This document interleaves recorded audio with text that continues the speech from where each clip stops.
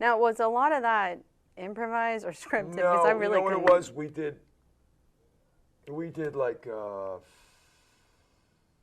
I don't really remember, but maybe 6 or 7, 8 days of rehearsals, improv rehearsals. Mm-hmm. So when we got there, we were so loose about it that it just Just it flowed. came out, and all those people were I learned so much from them because that was that I was shooting. I shot that when we ran out of money for Clean Shaven, and then Mm-hmm. so in Clean Shaven took a long time, but so they had all acted before, Okay. so and they were very very very patient with me, all of them. Wow. Hello, everyone. Welcome to an episode of Million Dollar Day Player. I have no idea where this is going to fall in the upload here, what episode number this is going to be.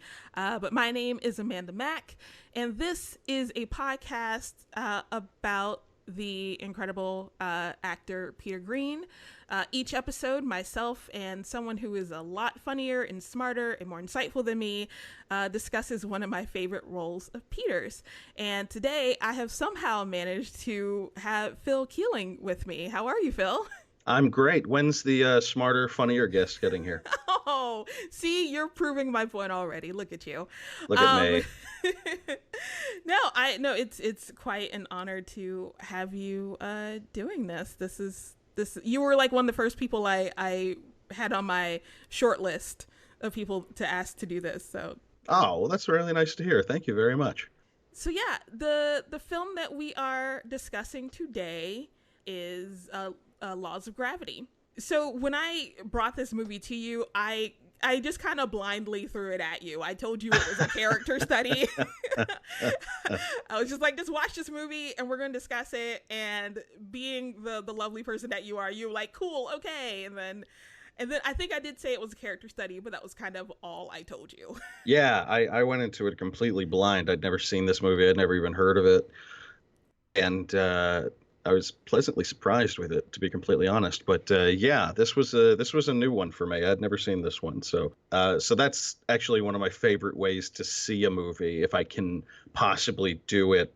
So initially, I had to drop Laws of Gravity from the list of episodes because just some things didn't work out. But then I got a response from you, and you agreed to do an episode, and so I put Laws of Gravity back on the list, and then just kind of forgot to fill you in on what it was about. I was just like, cool. You were just happy in. to have somebody, right? Yeah, like cool, he's in, and then and I remembered at least enough to like give you the name of the film and tell you where you could watch it. I don't see how you could have even considered cutting this one, though, just because most of the things I've seen Greene in, he's barely there. You always remember this guy, and I'm sure we'll get into this, but this was just this is his movie in many ways, so. It really is. He is a main character, and the movie is filled with amazing performances. Like I just kind of want to throw that out immediately because the podcast is about Peter, but I do not want to ignore the performances of the other people in this film. We can't ignore the fact that there's a baby Edie Falco in this. I know. Oh my God. Like, I was so happy to see her. I love her in every single thing I've ever seen her in. So it was delightful to see her when she was, I don't know, 12. No, she wasn't that young, but pretty close. She was super young, and she is already a scene stealer. Like she's not she's not in as much of it as some of the other people are, but like every time she's on screen, she is absolutely magnetic. I loved her. Yeah. I loved her. You can really see the no nonsense kind of backbone that she would bring to a lot of other performances in the future, and it's just right off the bat, it was wonderful. It was wonderful to see her. So I do want to give a short synopsis of Laws of Gravity because a lot of people have not seen this movie. It was shot on a very small budget. I want to say it was in 1992. And I forget what the budget amount is. I want to say it was 35 grand, but yeah, it was like 30 grand or something like that. And they did it over the course of what, like 3 weeks? Yeah, something like that. But essentially, Laws of Gravity is a character study, and it follows these two guys in New York who are kind of small time hustlers and thugs and whatnot. And their names are Jimmy and Johnny, and they have a friend that comes back into town named Frankie, who's probably a bit more worldly than they are, to be completely honest. He has acquired some guns that he is trying to sell, and he kind of ropes these two into helping him sell them. And then it really is kind of like slice of life. It just kind of follows them throughout their quest to like sell these guns, but also just sort of their everyday life in New York as sort of these guys that get by on hustling people and being in that life. I think the first thing I noticed about Laws of Gravity is that it starts intensely. Like they don't give you a whole lot of time in this in a like a very calm atmosphere. Like it kind of starts friendly and everyone's joking, and then the first scene, like people start throwing shit. Like it's it just ramps up immediately, and it never really falls back down. Yeah, these guys live. You're forced into their worlds in a big way.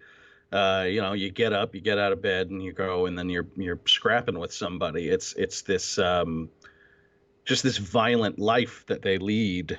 Based, it's like children without adults in many ways. They're just kids. You notice there weren't a lot of old characters in there. There weren't like the bartender's kind of an older guy. There's one scene very, very briefly where I think it's one of them, Jimmy's like out there on the street just chatting with this 70 or 80-year-old old dude, and he's just telling him a story for about half a minute.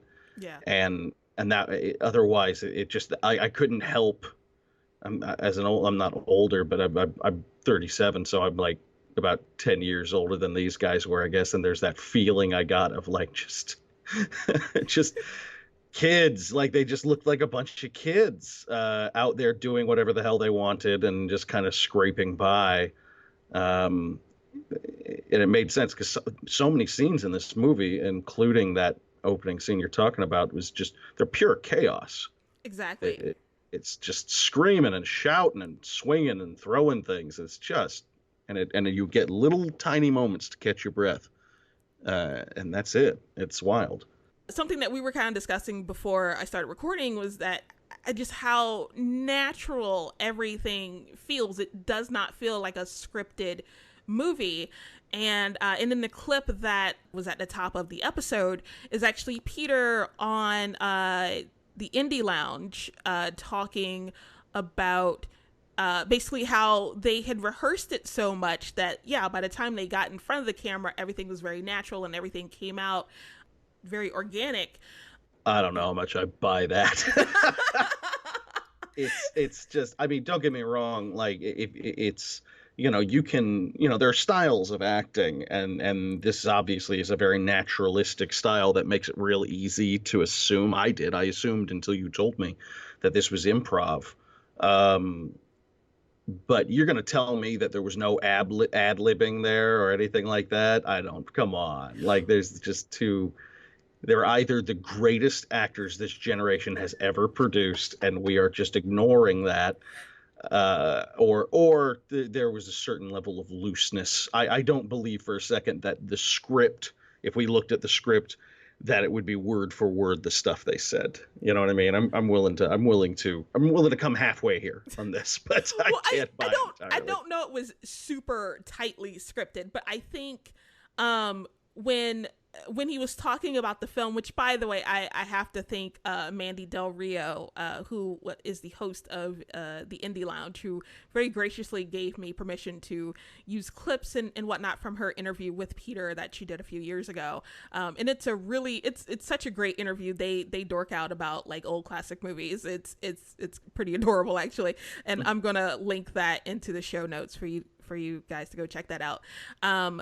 But I think what Peter actually meant was that it was, I mean, it wasn't super tightly scripted. Like there are things that obviously weren't in there. Like there's the thing that I'm thinking of particularly is there's the part where they're outside the bar, and Jimmy, who is Peter Greene's character, comes out, and like Johnny and his girlfriend are like eating pizza, and there's like this little moment that happens where Jimmy leans over and he asks the girlfriend, can he get a bite of her pizza, and she's like, no. And No. I don't imagine that was scripted. I think that was probably something that just sort of happened, you know, naturally in the process. But as far as the whole scenes being improv, I do think they were fairly scripted, but I think there were a few actions that they kind of got away with just doing, you know, in the moment. He's yeah, I'm sure that's what it is. I just I was just so taken aback that it wasn't just a straight up improvised film, like that the director said, okay, this is what has to happen in this scene, go. I think I was so taken aback by that. It is wild because it is such strong natural performances. Of course, if you know anything about this guy, the little I've been able to find out about him, he seems like the real deal. Like he's gotten in trouble a few times over the years, even after his career had gotten started. That kind of adds to it, that natural quality to it. He very much knows how to act like these guys. Oh yeah, I do think he was coming from a place. He wasn't coming from a place of complete, you know, naiveness. You know, there was definitely. I'm sure he had some things he was taking from and sort of and incorporating into his performance. I want to talk a bit about just I guess the sort of breakdown of some of these characters, probably more specifically Jimmy, because it's Peter Greene's character, and and he's sort of the main character. He is, for me, he was the only character who kind of seemed like at some point he was going to mature. And, you know, like once the camera cuts, you know, and I don't want to ruin the ending of the film, but once the camera cuts, you kind of feel like maybe he's the only one that really does sort of mature and doesn't and decides he's going to be better and not sort of slip back into his old ways, because he's married. You know, Edie Falco is his wife. Are they actually? I don't remember that they were married. They were actually married. That was, I mean, he says a couple of times that she's his wife, but okay. I don't know if it's one of those things where they had just been together for so long that they were just used to calling each other husband and wife, or whether they were actually married. Because Jimmy doesn't seem like the official like marrying type, like as far as like going to the courthouse and doing the thing. He seems like someone that maybe they had just been together for forever and they just had, you know, this, you know, some sort of common law marriage or something like that. Right. But yeah, so and Jimmy is also kind of like the father of the group. Like he kind of takes it upon himself to look after Johnny, more so Johnny than Frankie, because Frankie's kind of the troublemaker. He's kind of the outsider as far as we know, because we start the movie with Jimmy and Johnny. So he doesn't really devote a whole lot of his nurturing to Frankie, but he's definitely very into protecting Johnny and sort of trying to keep him on a path. And I was wondering like what your sort of takeaway from Jimmy was as you were watching. Oh, I'm with you 100%. He struck me as the really put upon older brother type. Right. Yeah, definitely kind of almost a father figure in the group. There's a really great scene that displays that perfectly, and they're all out kind of having a picnic out in the park, and he's got his camera and he's trying to get them all together for a group picture. And I found that to be hysterical. What a funny scene, because here they're criminals. That is what these people are. These are all small-time hoods. None of them are really none of them are working day jobs. Like these are all, you know, street roughs and street toughs, you know, and here's this guy going, hey, now you stand over here by him, and you guys get closer in together so we can have a nice shot, you know, and it's just it's ridiculous. It's such a because it's a beautiful day. They're in the park having a picnic. There's something so inherently wholesome Right. about the moment they're having, and you can tell based on him putting the, you know, getting the shot and everything like that, trying to take a picture and everything. Like this is his doing. Like, you know, it's like none of them. I just get the distinct impression that none of them would have come up independently with the idea of like, yeah, let's get some beers and some hot dogs and go out and have a lovely day out in the park together. Oh, it strikes that's something Jimmy did. Like that was his idea, and that to me is the scene that really defines him as this guy who kind of wants. Now he is. It's like I'm trying to get out of the life. I'm trying. It's not like that. Right. He's in this, and he doesn't seem to have any regrets at all about it. He just kind of wants some level of normalcy in his life. He wants, you know, he's got the wife, like you say, and he's got, you know, Johnny, who's clearly like a younger brother to him or something, and he's trying to get him on track. And of course, Johnny is chaos incarnate and is just, Yeah. you know, completely controlled by his id and does what he wants and gets into trouble without thinking about it. So the first time we meet Johnny is he's bragging about how he didn't go to court, that he had a court date, and it was for something really small. I forget what it was, but it was for something really stupid.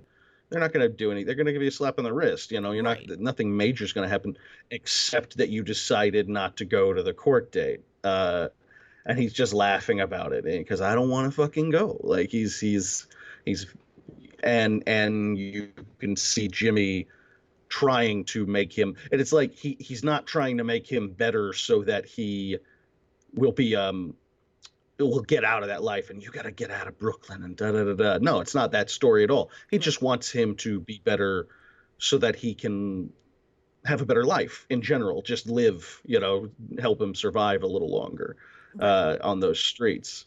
It was fascinating. Yeah, his character is so interesting in that sense that he's like, and his wife reflects that too. Edie Falco is, you know, they are kind of the mother and father in many ways. You know, he's cooler than mom. He's cool dad, but he's still gonna rap you on the knuckles and you know, quit screwing around and you got to do this and you got to do that. Where she's more of the nagging. You know, what are these guns doing in here? What are these guns doing here? What do you like? She has these moments where she's just, if she were talking about anything else, she might have been any mother in America, Right. scolding her kids, and so they worked beautifully together in that sense. So yeah, I totally agree 100%. He was very much a father, older brother type, if you will, and that goes back to what I was saying before that there are no adults. They all seem like just a bunch of kids. Like I know legally they're all adults, but Right. Yeah. you know, it's like, and I think he was 27 or some damn thing when they made the movie, so it wasn't like he was even crazy young. Right. Yeah. But you know, there's just there's a lawlessness to the way they're living, literally, because they are criminals. So. I want to go back to something you said where you were saying that Jimmy wasn't trying to talk Johnny out of actually moving out of Brooklyn or moving on from sort of his situation, just sort of not being as dumb about his situation. Because one of the things I kind of picked up on was that like none of these guys seem to have a very expansive worldview. Like everything just kind of happens within, you know, the 6 or 7 blocks that they grew up on, and you know they kind of walk around like they own own the world, but they're really just kind of the kings of their door stoops. You know, like they're Yeah. It's very weird to watch that none of them have any sort of plans outside of that neighborhood or that life, and they really can't see past it. Like they have very limited view of the world and what's out there. Well, they're mayflies, you know. They're living hour to hour. They don't really have the luxury of making long-term plans because they might end up in jail. They might end up, they're living hour to hour in many ways. So they're not. Yeah, you're absolutely right. I mean, think about. I think when Frankie was the guy who got out of jail, right? Right. Yeah. He comes in and they were talking about how he was in Florida. Yeah. And they talk, oh, Florida might as well be freaking Spain for Right. these guys. Florida might as well be, Mozambique. Like they're not going to Florida. How the hell are they going to get to Florida? You're right. These guys probably have seen Manhattan twice in their entire lives. They are, like you said, the king of their block, and that's good enough for them. And it's not even that it's good enough for them. I don't think they're not really even thinking about it. It's like if someone on the outside, if some third party were to come in and say, have you ever thought about like leaving Brooklyn? And it wouldn't even be a no. I have, because I thought about it, but I really like Brooklyn, and it wouldn't even be that. The idea never would have crossed their minds. Right. So it's and that comes off very, very well in all of their performances. Yes, it does. Again, the film is just filled with incredible performances. I was writing notes sort of as I was watching it to prepare for this, and like all of my notes are just like they're so incredible, and they make all these sort of really tense confrontations feel really uncomfortable, like to the point where you sort of feel like you've like you're in a huge apartment building, and you've opened the door and you're just in the wrong apartment, and you immediately kind of feel like you're seeing something you're not supposed to be seeing, and you feel like an outsider. And I think that's I got that feeling the most during the scene with Edie Falco, who plays Denise, and I forget. You're talking about her girlfriend. Yeah. Oh, so, Frankie. Yeah. So at this point, Frankie has just gotten into town, and he doesn't really have anywhere to go. And so Jimmy, sort of being that nurturing type, invites him to stay at his place. Yeah. And he has not told his wife. Oh God, that was a good scene. It's such a good scene, and such a good scene. But it feels like that scene, like where you're, like I said, you're at a party or something, and then like you see something like that break out, and you immediately go, I need to go. Like there's right. No, there's that feeling of. God, they start out friendly enough. Like, you don't know how these two interact with each other. And she's like, so how are you? How are things? And maybe at first you're like, maybe she is just asking him, how are things? But very quickly it becomes this, what the fuck are you doing in my house kind of conversation. What are you doing here? I don't like you. I don't like your influence.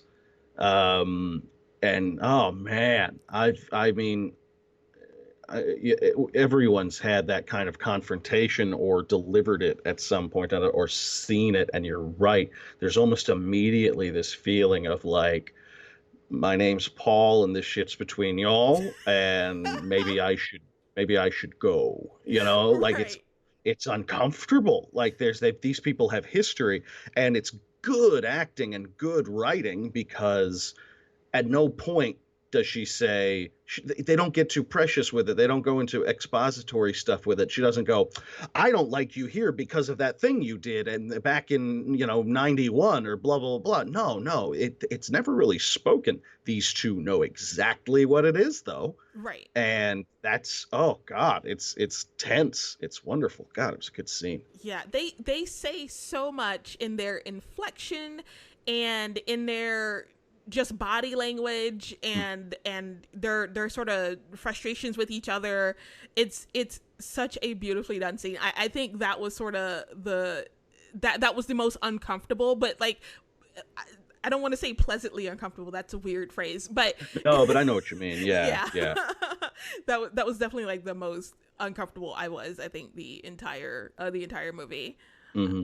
So I'm pretty familiar with Peter's career, and so I've known that roles like this have existed in his filmography for forever. Like I've been a fan of his for a really long time. So I had like gone out and sought out these roles and whatnot. But for you, for someone that kind of came off of, I'm sure, like The Usual Suspects and Pulp Fiction, you know, and stuff like that, seeing him in that, like, what did you sort of take away from his performance in this? Because this is such a different dynamic than anything you've probably seen him in before.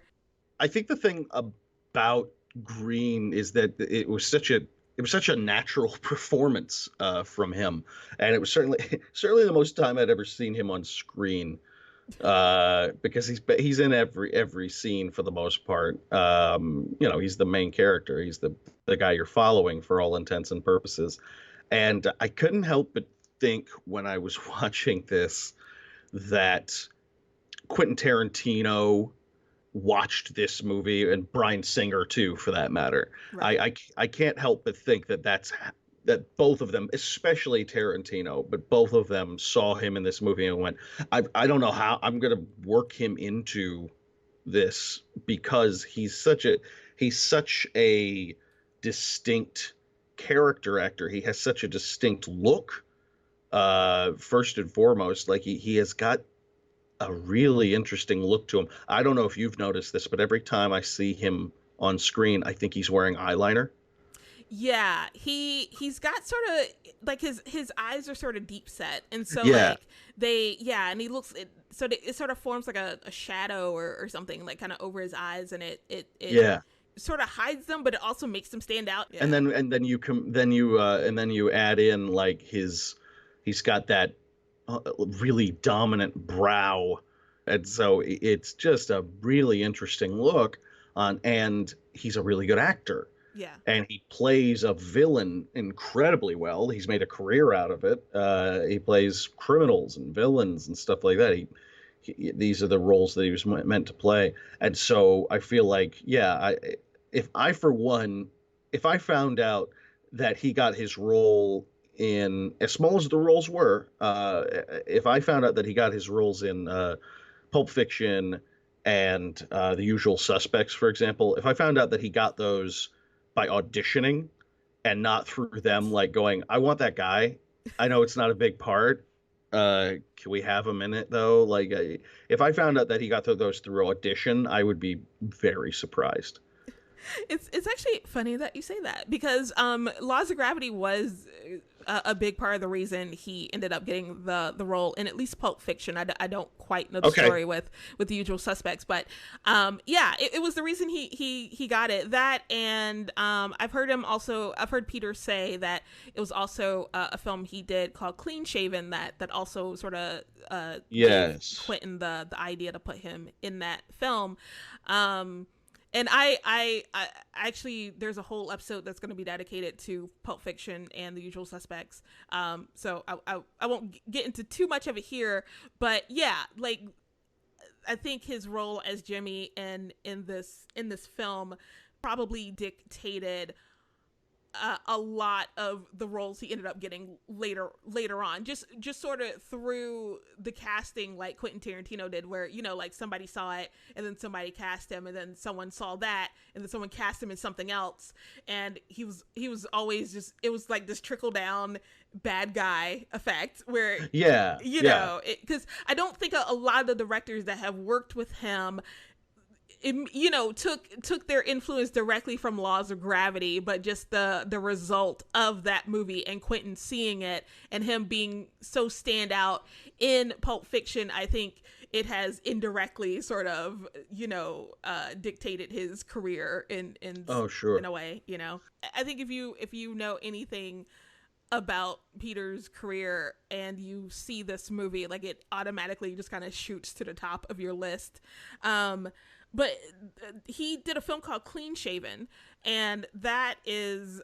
He plays like a schizophrenic or something in that, doesn't he? Or... Yeah, he does. Have you seen that, or is this research? No, just in some research. I was just reading over some of his other stuff, and that one popped up as well. Yeah.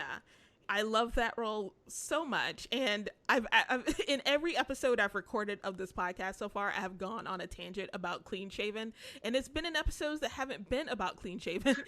So it's such a standout piece in his career.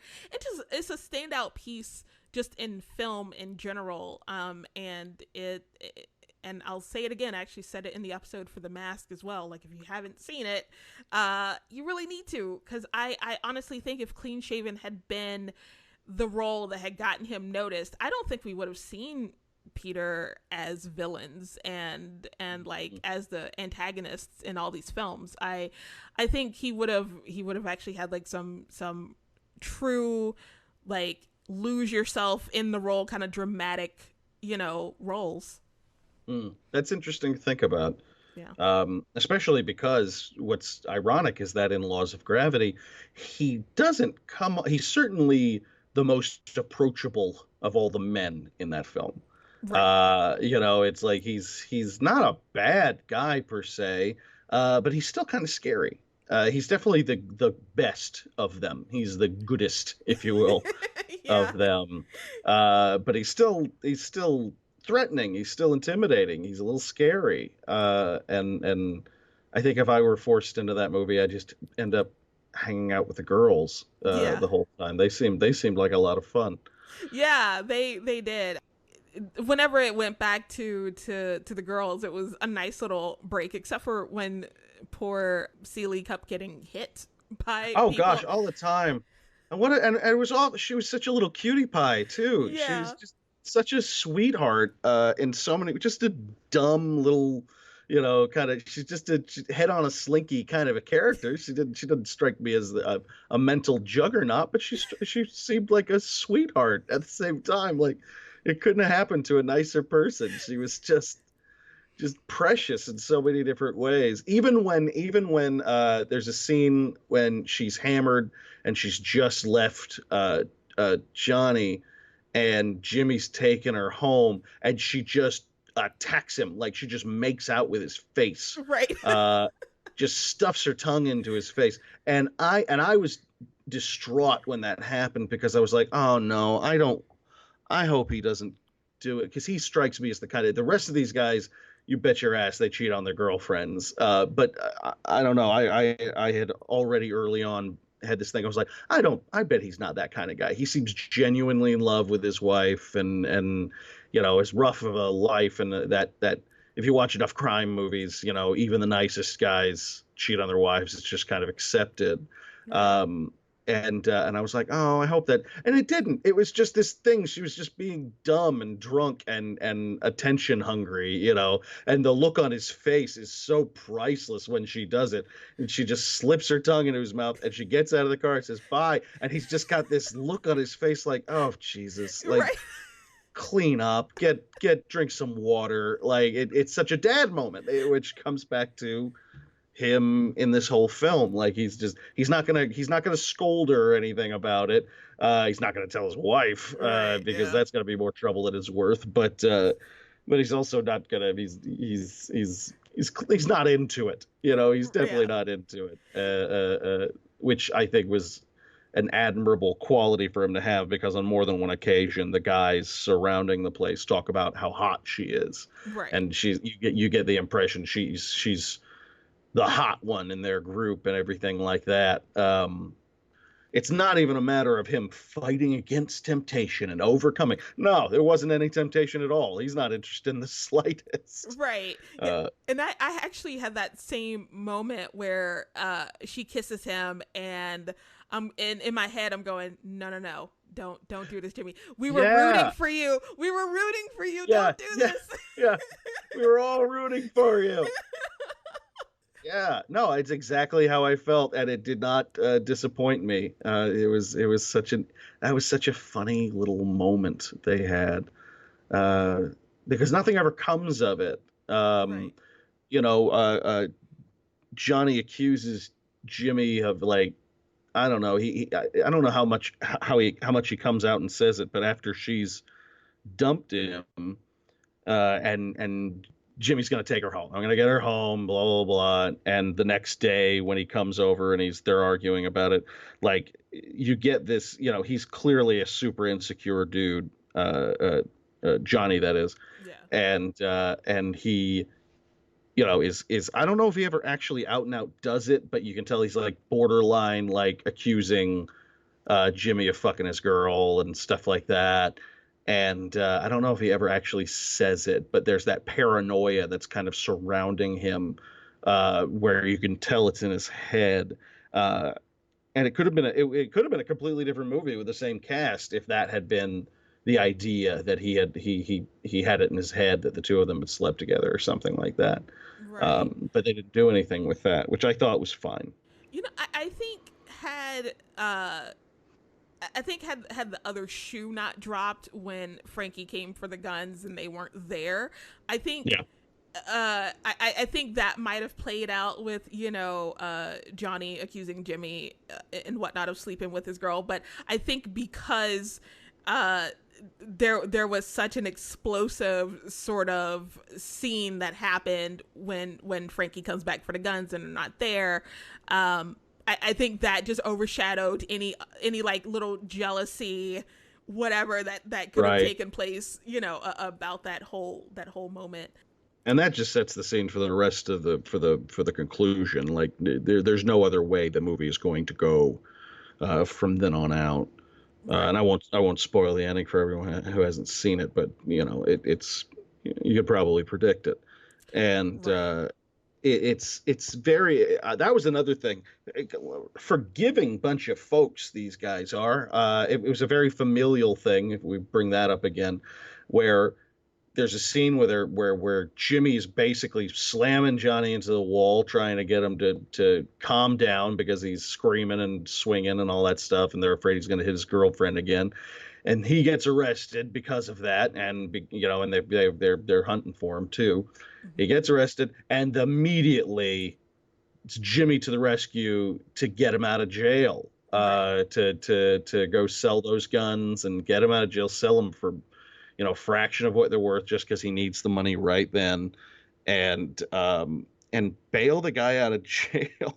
and there's his girlfriend who not days earlier he'd slapped around, and she's giggling and hopping up and down and so excited that he's going to get out of jail soon, and all this stuff, and they have a big hug moment, and they're all teasing each other. Even Edie Falco, who really doesn't like the dude either, you can tell. And she's still there, all teasing, having fun, having a good time. And it's a very family moment, which I know is the point. These people are family. They're all they have in the world. But I still couldn't help but think, just leave him in jail. Oh my God, just leave him in jail. It's probably going to be the best thing that ever happened to him. Like, best thing happened to you, like, just leave him in jail. You can visit him. You can go say hi, but you don't need to, $1,200. That was what his bail was that they got to raise to get him out. I'm like, all right, $1,200, A, in 1992, B, among a bunch of like people sleeping on their floors in Brooklyn in 1992, living as poorly as possible, but still probably paying a rent that's twice what I'm paying mine now. $1,200 is a treasure chest full of money to these people. That is a ridiculous amount of money. Like they were earlier in the thing. I mean, they're stealing. Like they're stealing bags of like shampoo and shit like that. Like they're not even high time crooks. They're not even muggers. They are. One of them is a car thief, and he is the one who is doing better than the rest of them. Like that is the level of poverty that we're dealing with here. And they raised $1,200, and you're frustrated because you're like, oh God, just leave him in jail. But that's who Jimmy is. That's who Peter Greene's character is. He is the father. He is the older brother. He's got it. He will never. And everyone's telling him, they're like, just leave him in jail. Just leave him. Why are you bailing him out? You're going to be so much better off if you just leave him in jail. And but he just can't. He would never forgive himself if he did. So the classic law of gravity is, what goes up must come down. And in my opinion, I think the sort of the thing that pulls everything down ultimately. I think it's Jimmy's sort of undying loyalty to these people who don't really deserve it. Mm-hmm. And yeah, I think that is ultimately like the downfall of everyone. And I think even Jimmy sort of wanting to bring any sort of like prosperity to him and Johnny by agreeing to sell the guns, I think that ultimately starts the downfall as well. Like he's trying to look out for Johnny and himself, because obviously whatever they sell, he's going to split it with the other two. So he might have just fared off better if he was just an asshole and like didn't even really bother with them. So I wanted to get your perspective on what you feel is sort of like the gravity moments of the film. I think for me, it was the city. It was the life. That was the gravity. This is just a few days in their lives. It is punctuated dramatically at the end. But you hear the other people's stories as you go. You hear about Frankie in jail and stealing cars, and you get the impression from a lot of these guys that this is just how it goes with their lives. They work and they're trying to do something, and for a minute they're kind of on top. For a little bit, they're having a nice day out in the park and eating hot dogs and getting drunk and having fun and all of that freedom that the life the one appeal to a life like that, at least one of the appeals, the only one that comes to mind, is that level of freedom.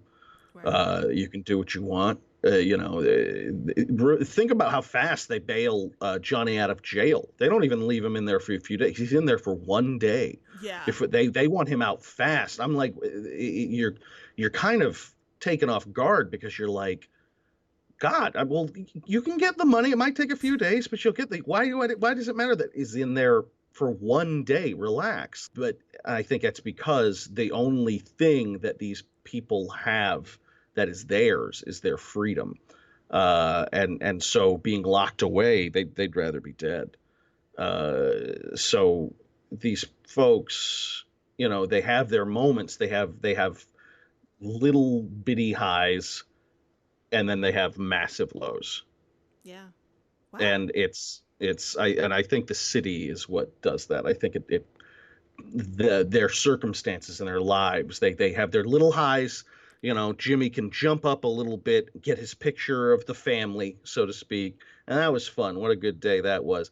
But it's all going to come crashing back to earth. That's such a phenomenal analysis of it. I love your analysis so much more than I love mine. That was great. I love it. Well, thank you. Well, yeah, I think that's gonna wrap up Laws of Gravity. I mean, if you guys haven't been able to deduce by now, go watch it. It's actually streaming for free on a site called Vudu. It is a little tricky to get it to work. Yeah, don't use you got to use Internet Explorer to watch it. That's exactly what happened to me. I tried it on my phone, it wouldn't play it. I tried it on Firefox on my computer, it wouldn't play it, and I had to use so I guess no Apple shit. I think you can, if you're using Microsoft, you should be good. Yeah, it's definitely worth it especially for free, and Vudu is, it's not a good site, but it's not sketchy. It's not like an illegal download site or something like that. They have some legitimacy to them. So thank you so much for joining me, Phil, and tell the good people out there like where they can find you, like what are you working on? For anyone who doesn't know, I'm a playwright. I'm a writer, humorist. I used to be a stand-up comedian, and now I don't do stand-up much anymore. But I write all the time, so I believe you call yourself a humorist at that point. I just had a play performed in Orange County at the Stages Theater. It closed about a month ago, and I've got another play coming up. We haven't, by the time this comes out, it'll be fully announced because it's coming out on the full announcements on Friday. But the Pittsburgh New Works Festival in September will be premiering my play all over but the shooting, and it's a one-act play, and if you're in the Pittsburgh area, you should definitely check it out. You can also follow me everywhere at El Conquistador, which is Spanish for the Conquistador. I have a YouTube channel that I haven't updated in forever because I've been focusing on my writing. I'm actually at the end of this month, I'm going to be starting my own podcast. Me and the lovely Ellie Mae from the former podcast Heebie Jeebie Babes. Ellie Mae and I have decided at the end of the month we're going to record the first episode of our podcast, which is going to be about horror video games. So that'll be a lot of fun. Yeah, I'm looking forward to that, and I'll link to or at least put your Twitter handle and YouTube channel and everything in the show notes, so that for the people who have trouble spelling conquistador like I do, they can just copy and paste and make that easier. It's simple Spanish, people. Don't make me come down there. Again, thank you so much, Phil, for doing this. Thank you for having me. I had a wonderful time. Thank you for having me, Amanda.